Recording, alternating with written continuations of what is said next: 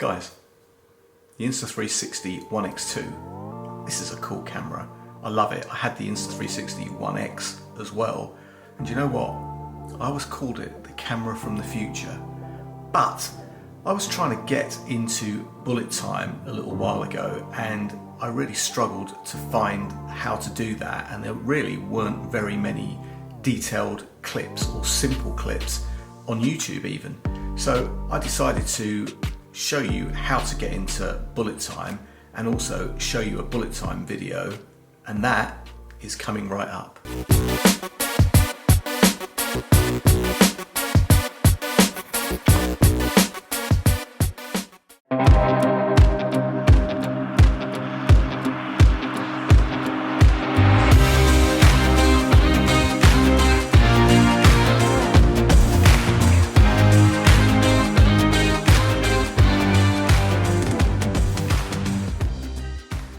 What's up YouTube, Dave here with Seen Through a Lens, and thanks for stopping by the channel. If you haven't stopped by here before, please be sure to click on the subscribe button and click on that bell icon so you can be notified of new videos.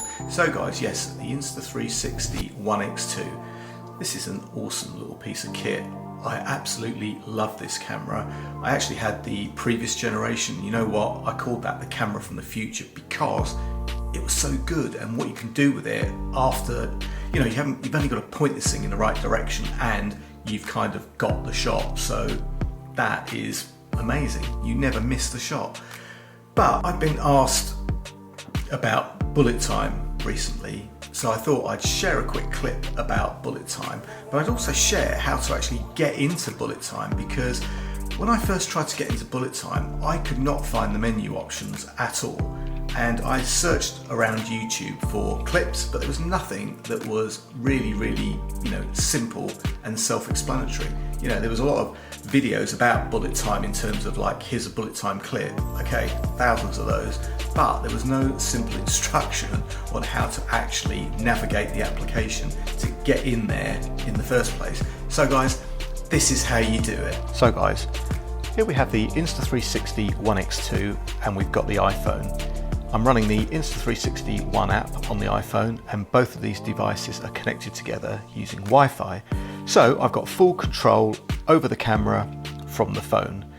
Now, in order to get this into bullet time, you kind of need to just know where you are with the menus, because the trouble with the menus in the Insta360 app is they kind of remain persistent. And what I mean by that is it sort of remembers the last setting, and I'll show you what I mean with that respect. So let me show you what I mean. To go into bullet time, you want to ensure that you've got video selected and 360 degrees. From there, if you click on the cog wheel,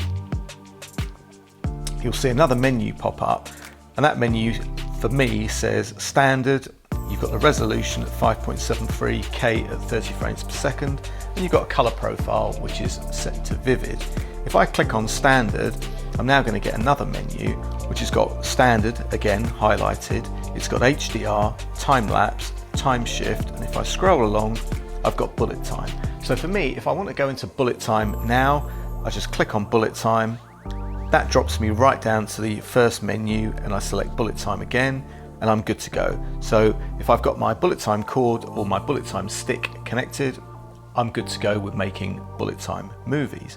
Now, what I mean by the menu staying persistent is that now that I've got that selected, if I was to come out of the cog, I've got bullet time there, come out of the cog again, and I'm back to my 360 degree setting or 150 or whatever. If I press the cog again, now I get bullet time up, and I can select bullet time, and I've got bullet time again.